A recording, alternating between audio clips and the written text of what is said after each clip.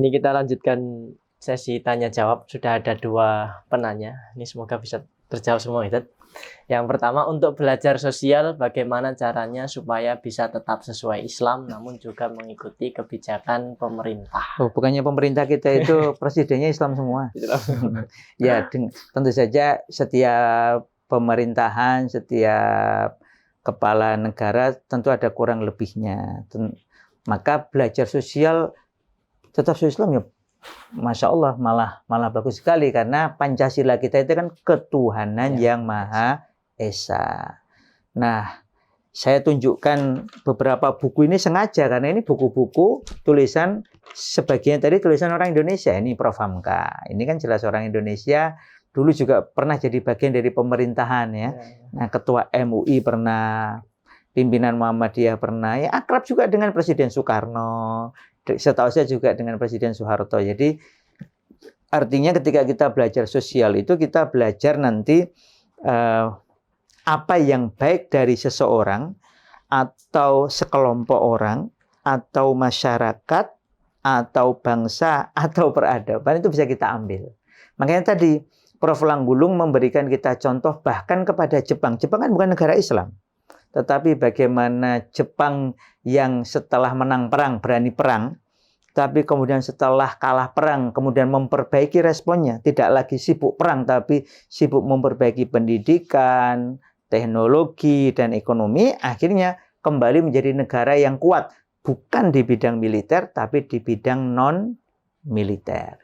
Kita juga bisa belajar dari Qatar umpamanya. Bagaimana Qatar yang negara kecil itu bisa optimal mengembangkan potensinya sehingga menjadi beberapa kali menjadi negara dengan pendapatan per kapita tertinggi di dunia. Di dunia loh ya, nomor 1. Bandaranya, saya baru 2 kali mampir ke Bandara Doha itu, beberapa kali menjadi bandara terbaik dunia. Artinya kan bandara terbaik kan bukan hanya masalah fisik, tapi masalah pelayanan, masalah sistem. Nah, jadi dari peradaban lain pun kita sebagaimana Quran mengajarkan, kita diperintahkan untuk belajar. Apa-apa yang sesuai dengan Islam bisa kita ambil sebagai pelajaran. Apa-apa yang tidak sesuai tentu saja tidak perlu kita ambil. Dan karena manusia itu pada dasarnya adalah makhluknya Allah, maka setiap kebaikan yang sesuai dengan Islam, ya kita bisa ambil. Meskipun tadi ya datangnya dari Jepang, atau datangnya dari Romawi. Romawi itu kan sekarang bangsa Romawi yaitu sebagiannya kayak Eropa, Amerika Serikat itu kan non-Islam, tapi mereka memiliki nilai-nilai yang bisa kita pelajari. Makanya di tafsir Ar-Rum nanti silakan dibuka pujian para ulama tentang mengapa bangsa Rum yang menjadi musuh besar Islam saat perang salib contohnya, itu kok dijadikan nama surat, karena ada pelajaran penting yang Allah perintahkan kita pelajari dari bangsa dan peradaban Romawi. Demikian, Allah alam bisawab. Satu lagi. Sebagai seorang santri, tentunya perkataan ulama adalah bantuan yang sangat besar. Namun semakin berkembangnya zaman, banyak ilmuwan-ilmuwan modern yang memiliki perbedaan bahkan berlawanan pendapat kepada para ulama zaman dahulu. Contohnya ada perkataan Galileus yang dikutip oleh Syekh Az-Zarnuji bahwa makan ikan tidak baik untuk otak. Namun kedokteran modern mengatakan kalau ikan sangat baik untuk otak. Maka sebagai bentuk wiroi seorang santri, langkah apa yang sebaiknya kami lakukan? Ya, ada hal-hal yang sifatnya itu teguh ya, sifatnya itu akidah atau pokok-pokok yang tidak akan berubah. Itu kita ambil dari Quran, dari sunnah Rasulullah Sallallahu Alaihi Wasallam.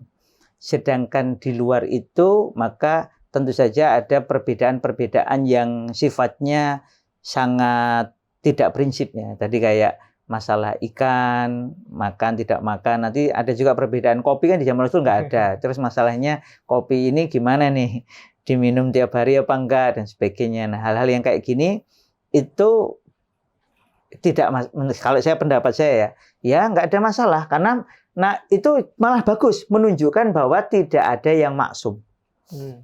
Jadi para ulama itu, ulama sekalipun juga tidak ada yang maksum. pasti ada 1-2 salah yang sengaja Allah buat dan tunjukkan kepada kita bahwa kita semua itu selain Rasulullah itu nggak maksum. Pasti ada salahnya. Apalagi yang bicara ini juga ada salahnya. Maka disitulah kemudian kita belajar. Nah, belajar itu menunjukkan bahwa kita memang memangnya kok kayak kita ini yang banyak kurangnya, termasuk apalagi saya lah ya. Para ulama itu biasa mengatakan kalau engkau dapati ada hadis sahih yang bertentangan dengan pendapatku, maka ambillah hadis sahih tersebut. Itu mazhab semua ulama.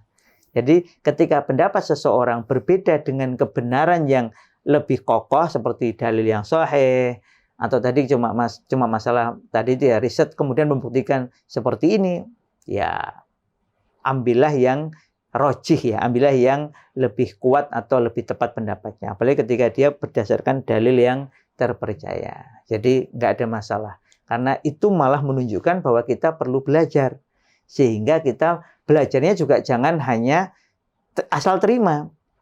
Nah, maka ini catatan dari Ibnu Khaldun. Masyarakat yang kalah seringkali hanya mengambil apa saja yang datang dari masyarakat yang mengalahkannya atau peradaban yang mengalahkannya. Ini dicontohkan oleh Prof. Langgulung, yaitu ketika Turki kalah perang dengan Barat, Utsmani waktu itu ya, ada seorang gubernur Utsmani di Mesir, itu kemudian menganggap bahwa kekalahan ini karena kita ini militernya nggak sekuat Barat. Maka kemudian gubernur Mesir di bawah Utsmaniyah ini lalu mengirimkan sekumpulan pemuda untuk belajar ke Eropa, khususnya ke Prancis. Nah, repotnya itu belajar semuanya. Pokoknya menganggap bahwa kita ini kalah karena nggak ngikuti Eropa. Akhirnya ya cara bicaranya, cara pakaiannya, seninya, makanannya itu semuanya ikut Prancis. Sampai parfumnya aja ikut Prancis. Padahal kan parfum Islam kan khas, alami, asli, thayyib. Wow, sampai parfumnya aja ikut France, ikut Prancis. Apa akibatnya? Akhirnya bukan kemenangan yang diraih, tetapi keterjajahan. Keterjajahan mental itu sudah menjadikan kita kalah di awal. Bahwa kita perlu belajar dari bangsa lain, iya. Tetapi tidak semua kemudian kita anggap sebagai kebenaran. Tentu kita memiliki patokan yang telah Allah Ta'ala gariskan. Nah, oleh karena itu proses belajar antar peradaban ini tetap harus melihat ada garis-garis yang Allah Ta'ala tetapkan. Umpamanya begini, ini contoh ya. Saya pernah diajak oleh dosen saya ngisi di luar Jawa. Kemudian waktu itu belum ngetren di Jogja. Itu masih makanan elit gitu ya, makanan mahal, susah mendapatkannya. Tapi ya bagi orang-orang yang punya cukup harta, insya Allah gampang. Tapi saya sendiri nggak biasa makan itu. Kami dihidangkan steak daging sapi.